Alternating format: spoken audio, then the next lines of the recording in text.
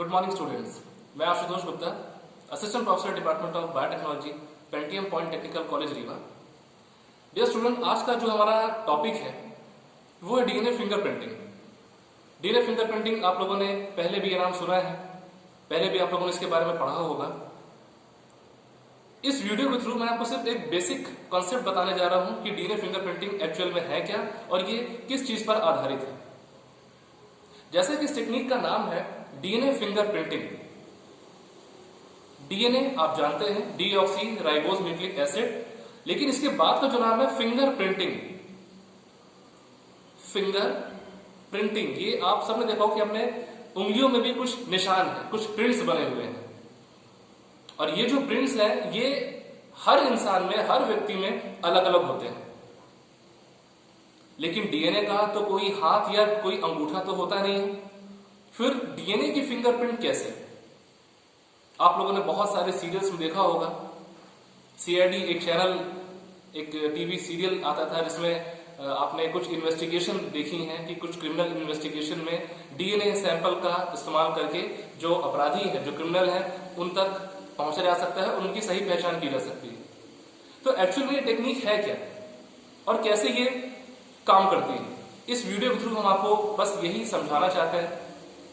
तो शुरुआत करते हैं इस टेक्निक के बारे में कि ये जो डीएनए फिंगरप्रिंटिंग है, इस डीएनए फिंगरप्रिंटिंग को प्रोफेसर एलेक जेफरी ने डेवलप किया था। सबसे पहले इन्होंने एक्चुअल में प्रोब्स बनाए थे।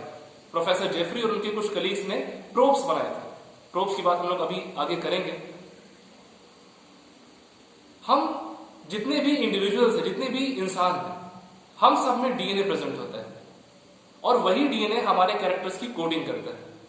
हम जैसे दिखते हैं, जैसे हमारी हाइट होती है, जैसे हमारी पर्सनैलिटी होती है, हमारे हर एक कैरेक्टर्स की कोडिंग हमारे डीएनए में होती है, और वो डीएनए हमें हमारे पेरेंट्स से मिलता है। ये बात आप भी जानते हैं कि कैरेक्टर्स एक जनरेशन से दूसरी जनरेशन में ट्रांसफर होता है। माता पिता से एक जनरेशन में जाता है और पीढ़ी दर पीढ़ी वो कैरेक्टर ट्रांसफर होता रहता है। और यही कुछ कारण है कि कभी कभी आपने देखा होगा कि कुछ जो बच्चे हैं, कुछ इंडिविजुअल्स, वो अपने माता पिता या अपने परिवार के कुछ लोगों से काफी ज्यादा मैच करते हैं। कारण यही है कि जो जेनेटिक इंफॉर्मेशन है, जो कि उनके डीएनए में कोड की गई है, वो इंफॉर्मेशन ट्रांसफर हुई है, वो मटेरियल ट्रांसफर हुआ है। तो हमने जैसा भी बात किया कि हम सब में डीएनए प्रेजेंट है, तो हमारा डीएनए तो नाइट्रोजनस बेसिस से मिलकर बना हुआ है। हमारे डीएनए में एडेनिन, ग्वानिन, साइटोसिन, थायमिन, ये 4 नाइट्रोजनस बेसिस, पेंटोज शुगर और फॉस्फेट ग्रुप, ये 3 मेजर कंपोनेंट है हमारे डीएनए के, जिसमें से शुगर और फॉस्फेट की बैकबोन होती है और दोनों बैकबोन के बीचों बीच nitrogenous bases complementary base pairing के द्वारा अटैच होते हैं। तो जब हम सभी इंडिविजुअल्स का जो डीएनए है वो 3 चीजों से मिलकर बना है, पहला नाइट्रोजनस बेसिस, दूसरा पेंटोज शुगर और third one is phosphate group. तो जब ये तीनों हम सबके डीएनए में है, फिर भी हम एक दूसरे से कैसे हैं, ये थोड़ा सा सोचने का विषय है। क्योंकि हम सब में डीएनए है, लेकिन हम सबका डीएनए में कुछ न कुछ डिफरेंसेस हैं। हम सभी का डीएनए एक दूसरे से काफी ज्यादा मैच करता है। मोर देन 90%, 95% एक व्यक्ति का डीएनए दूसरे व्यक्ति के डीएनए से मैच कर सकता है। लेकिन हम सबके डीएनए में कुछ ऐसे सीक्वेंसेस होते हैं जो हर व्यक्ति में अलग अलग होते हैं, और वो सीक्वेंस उस व्यक्ति की पहचान होती है। जैसे कि हमारा सिग्नेचर एक दूसरे से अलग अलग होता है, उसी प्रकार से हमारा डीएनए भी एक दूसरे से अलग अलग होता है। कोई भी व्यक्ति, कोई भी इंसान झूठ बोल सकता है, लेकिन ये आप जानते हैं कि मशीन कभी झूठ नहीं बोलती, और उसी प्रकार से डीएनए ये कभी झूठ नहीं बोलता। समय के साथ साथ डीएनए में थोड़े बहुत चेंजेस आते भी हैं, मगर जो कुछ हाईली कंजर्व्ड रीजन है, कुछ ऐसे सीक्वेंसेस हैं जो कभी नहीं बदलते। हम लोग अब जा रहे हैं इस फिंगरप्रिंटिंग के बेस पर। हमारे डीएनए, हमने आपको फिर से बताया कि हम सबका डीएनए एक दूसरे से काफी हद तक एक दूसरे से मैच करता है, काफी ज्यादा सिमिलरिटी है, लेकिन कुछ सीक्वेंसेस ऐसे हैं जो हम सब में यूनिक हैं, स्पेसिफिक हैं, और ये सीक्वेंसेस हाईली कंजर्व्ड भी हैं। मतलब एक स्पेसिफिक सीक्वेंस किसी दूसरे व्यक्ति में नहीं होता। जो जुड़वा होते हैं आइडेंटिकल ट्विंस, उन ट्विंस के अलावा सीक्वेंसेस कभी भी एक दूसरे में एक जैसे नहीं होते, वो सीक्वेंसेस अलग अलग ही होते हैं। तो सीक्वेंस की जब बात आ रही है तो हम आपको बताना चाहते हैं कि हमारे डीएनए में दो प्रकार के सीक्वेंसेस होते हैं। एक कहलाता है हमारा रिपीटेटिव सीक्वेंस और दूसरा कहलाता है हमारा नॉन रिपीटेटिव सीक्वेंस। जैसे कि इसका नाम है repetitive and non repetitive sequences हमारे डीएनए के ऐसे सीक्वेंसेस को कहा जाता है जो कभी रिपीट नहीं होते। हमारे डीएनए में एडेनिन, ग्वानिन, साइटोसिन, थायमिन, इनका एक ऑर्डर, एक पैटर्न में ऐसा लगे होते हैं और काफी संख्या में ये अरेंज होते हैं। लेकिन जो मैंने अभी बात की रिपीटेटिव और नॉन रिपीटेटिव सीक्वेंसेस की, तो नॉन रिपीटेटिव सीक्वेंसेस ऐसे सीक्वेंस होते हैं जो एक बार डीएनए में, जैसे ATGC, अगर ये नॉन रिपीटेटिव सीक्वेंस है तो ATGC एक बार डीएनए में यदि आ गया है तो वो अब आगे के सीक्वेंस में कभी भी नहीं आएगा। एक बार ATGC आ गया, अब ये पैटर्न, ये सीक्वेंस आगे नहीं आएगा। तो इस प्रकार के नॉन रिपीटेटिव सीक्वेंसेस सिर्फ प्रोकैरियोट्स में होते हैं और कुछ लोअर यूकैरियोट्स में। जबकि जो रिपीटेटिव सीक्वेंसेस हैं ये ऐसे सीक्वेंस होते हैं जो कि कई बार हमारे डीएनए में कई बार रिपीट होते हैं।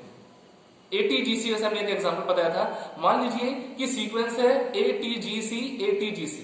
अगर ये पैटर्न नॉन रिपीटेटिव है तो ये सीक्वेंस हमारे डीएनए में कई बार रिपीट होगा, कई बार इनके रिपीटिशंस होंगे। तो ऐसे सीक्वेंस जो डीएनए में कभी रिपीट नहीं होते वो कहलाते हैं नॉन रिपीटेटिव सीक्वेंसेस, और ये सीक्वेंसेस प्रोकैरियोट्स और लोअर यूकैरियोट्स में प्रेजेंट होते हैं। जबकि जो रिपीटेटिव सीक्वेंसेस होते हैं ये डीएनए में कई बार रिपीट भी होते हैं और ये यूकैरियोट्स में मुख्य रूप से पाए जाते हैं। हम लोग आगे बढ़ते हैं। इन्हीं सीक्वेंसेस की कैटेगरी में मैंने आपको बताया था कि कुछ सीक्वेंसेस ऐसे होते हैं जो हाईली स्पेसिफिक होते हैं, जो कभी भी रिपीट नहीं होते हैं। तो इन्हीं सीक्वेंसेस की कतार में कुछ हम आपको नाम लेने जा रहे हैं जिसके बारे में आपने पहले सुना होगा। Mini satellites, micro satellites and VNTRs। Mini satellites ऐसे 8, 10 से 12 बेस पेयर के ऐसे सीक्वेंसेस होते हैं जो हमारे डीएनए में करीब 50 और मोर देन 100 टाइम्स ये हमारे डीएनए में रिपीट होते हैं। जबकि जो माइक्रो सैटेलाइट्स हैं ये लगभग 7 से 8 बेस पेयर्स के होते हैं और करीब 10 से 12 बार ये हमारे डीएनए में रिपीट होते हैं। इन्हीं की कैटेगरी में एक बहुत बड़ा नाम है VNTR, variable number of tandem repeats. ये नाम हम आपको इसलिए बता रहे हैं क्योंकि जो डीएनए प्रोफाइलिंग है, मैंने जैसे पीछे बोर्ड में लिखा हुआ है कि डीएनए फिंगरप्रिंटिंग को डीएनए प्रोफाइलिंग और डीएनए टाइपिंग भी कहा जाता है। तो ये जो टेक्निक है ये पूरी तरीके से ऐसे ही स्पेसिफिक और हाईली कंजर्व्ड सीक्वेंसेस पर आधारित है। हमारे में मिनी सैटेलाइट्स कुछ और होगा, mini satellites, micro satellites, VNTRs। आप में कुछ दूसरे सीक्वेंसेस होंगे। हमारा आपका डीएनए एक दूसरे से काफी हद तक मैच करेगा, लेकिन जो यूनिक सीक्वेंसेस है वो हमारे में अलग होंगे और आप में भी अलग ही होंगे, जेनेटिकली आइडेंटिकल ट्विंस को छोड़कर। तो यही आधार बनती है जिसके द्वारा हम किसी भी क्रिमिनल केसेस को सॉर्ट आउट करने में, उन प्रॉब्लम को सॉल्व करने के लिए हम इस टेक्निक को यूज कर पाते हैं। इस टेक्निक में इसकी यदि हम लोग प्रोसीजर की बात करें तो प्रोसीजर में आप जानते हैं कि डीएनए टेस्टिंग के लिए हमें निश्चित सी बात है डीएनए का सैंपल तो लेना ही पड़ेगा। आप लोगों ने, मैं फिर से एक बार उस टीवी सीरियल का नाम ले रहा हूं, CID, आप लोगों ने देखा होगा। आपने उस सीरियल में ये देखा होगा कि घटना स्थल पर जो भी ब्लड ड्रॉप्स मिलते हैं या जो भी हेयर रूट्स वगैरह मिलते हैं, जो भी सैंपल मिलता है, एक डॉक्टर, एक साइंटिस्ट वो ब्लड ड्रॉप को और उस हेयर को यूज करके सही अपराधी कौन है वो उसका पता लगा लेते हैं। कारण क्या है? वो सीक्वेंसेस, वो यूनिक सीक्वेंसेस जिसके बारे में भी हमने जस्ट बात की थी कि एक व्यक्ति जो किसी घटना स्थल पर किसी घटना को अंजाम देता है, पुलिस द्वारा पकड़े जाने पर, उससे पूछताछ करने पर अगर वो झूठ कहता भी है, क्योंकि मैंने पहले ही बोला है कि इंसान झूठ बोल सकता है लेकिन उसका डीएनए कभी झूठ नहीं बोलता, उस व्यक्ति का डीएनए सैंपल टेस्ट करने पर और घटना स्थल पर मिलने वाले ब्लड सैंपल को आपस में मैच करने पर हम सही व्यक्ति तक पहुंच सकते हैं। इसका प्रोसीजर ये है कि सबसे पहले डीएनए फिंगरप्रिंटिंग के लिए हमें जिन व्यक्तियों पर शक है, हम उन व्यक्तियों का डीएनए सैंपल कलेक्ट करते हैं। सैंपल कलेक्शन के बाद हम उस डीएनए का प्यूरिफिकेशन करते हैं, फिनॉल क्लोरोफॉर्म मेथड के द्वारा हम उसको प्योरीफाई करते हैं। प्योर करने के बाद हम उस डीएनए सैंपल को रेस्ट्रिक्शन एंडोन्यूक्लियेज एंजाइम के द्वारा क्लीव करते हैं, उसको कट करते हैं, जिससे एक बड़ा डीएनए कई फ्रैगमेंट्स में बदल जाता है अनइक्वल साइज के, और उन अनइक्वल साइज के डीएनए फ्रैगमेंट्स को हम एगरोस जेल इलेक्ट्रोफोरेसिस के द्वारा सेपरेट कर लेते हैं। सेपरेट करने के बाद हम उस फ्रैगमेंट्स को डिटेक्ट करने के लिए हम प्रोब का इस्तेमाल करते हैं। प्रोब यहां पर सबसे इंपॉर्टेंट है, क्योंकि प्रोब की सहायता से ही हम सही व्यक्ति का आइडेंटिफिकेशन कर सकते हैं। प्रोब की डिजाइनिंग हम डीएनए के सैंपल के अकॉर्डिंग हम करते हैं। प्रोफेसर जेफरी ने प्रोब का डेवलपमेंट ही किया था। तो डीएनए फिंगरप्रिंटिंग में हम लोग 2 तरीके प्रोब मैं आपको बताने जा रहा हूं। पहला है सिंगल लोकस प्रोब और दूसरा है multi locus probe. Single locus probe एक ऐसा प्रोब होता है, एक ऐसे डीएनए सीक्वेंसेस होते हैं जो किसी एक ही साइड पर बाइंड होते हैं, ओनली वन साइड। और मल्टी लोकस प्रोब ऐसे प्रोब होते हैं जो एक डीएनए पर कई जगह बाइंड कर सकते हैं। मल्टी लोकस, मल्टी मतलब बहुत सारे, लोकस का मतलब है लोकेशन, उसकी पोजीशन। तो एक साइड पर, एक लोकेशन पर बाइंड करने वाले जो प्रोब है वो कहलाते हैं सिंगल लोकस, और मल्टीपल साइड्स पर बाइंड करने वाले कहलाते हैं मल्टी लोकस प्रोब्स। तो इस प्रकार से हमें जिन व्यक्तियों पर शक था, हमने उनके डीएनए का सैंपल लिया, रेस्ट्रिक्शन से क्लीव कराया, एगरोस जेल इलेक्ट्रोफोरेसिस के द्वारा सेपरेट किया, उस पर प्रोब के द्वारा हाइब्रिडाइजेशन किया, और उस ब्लड सैंपल को या उस सैंपल का भी सेम वही एक्सपेरिमेंट से, उसी प्रोसेस से गुजारा गया जो घटना स्थल पर मिला। तो घटना स्थल पर मिले हुए सैंपल की मैचिंग जिन व्यक्ति के साथ ज्यादा होती है, हम उस व्यक्ति का आइडेंटिफिकेशन कर पाते हैं। यह है डीएनए फिंगरप्रिंटिंग। जो मैंने अंगूठे के निशान की बात की थी, हमारे पास हाथ है, अंगूठे हैं, फिंगर्स हैं, हमारे उंगलियों में फिंगरप्रिंट्स हैं, लेकिन डीएनए के पास हाथ नहीं है। लेकिन डीएनए में नाइट्रोजनस बेसिस का जो सीक्वेंस है वही उसके सिग्नेचर है और वही उसके फिंगरप्रिंट्स हैं। और ये सीक्वेंसेस हाईली कंजर्व्ड होते हैं। कुछ सीक्वेंसेस बदलते हैं, लेकिन कुछ सीक्वेंसेस कभी नहीं बदलते, वो हाईली कंजर्व्ड होते हैं। और हर व्यक्ति की एक पहचान होती है, उसकी एक आइडेंटिटी होते हैं। उन्हीं सीक्वेंसेस के आधार पर मैंने जो नाम लिया, mini satellites, micro satellites, VNTRs, variable number of random repeats, इनके आधार पर हम सही व्यक्ति की पहचान कर पाते हैं।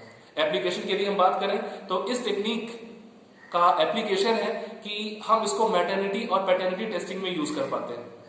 किसी एक शिशु पर अगर 2 फैमिली अगर ये दावा करती है कि वो बच्चा उनका है, वो शिशु उनका है, तो सही पेरेंट्स कौन है इसको पहचानने के लिए हम उन दोनों पेरेंट्स के डीएनए को शिशु के डीएनए के साथ हम मैच करते हैं। तो शिशु का डीएनए जिस पेरेंट्स के साथ मैच कर जाता है, निश्चित सी बात है कि वो उसके जेन्युइन पेरेंट्स होते हैं। इसके अलावा जितने भी क्रिमिनल केसेस होते हैं, रेप केस होते हैं, मर्डर केस होते हैं, तो निश्चित सी बात है कि ऐसे क्रिमिनल केसेस में सही व्यक्ति जो अपराधी है, कई बार ऐसा होता है कि वो अपना अपराध कबूल नहीं करते, लेकिन उनका डीएनए, घटना स्थल पर मिला हुआ उनका डीएनए, उनके फिंगरप्रिंट्स, उनके हेयर्स, उनके ब्लड सैंपल के द्वारा हम ये पता कर सकते हैं कि एक्चुअल में क्रिमिनल कौन है, अपराधी कौन है। इसी प्रकार से हम सेल लाइन की लाइब्रेरी से, डेटाबेस से हम सही सेल लाइन्स को, जो जिनको हम यूज करना चाहते हैं, हम उस सेल लाइन का आइडेंटिफिकेशन भी कर सकते हैं।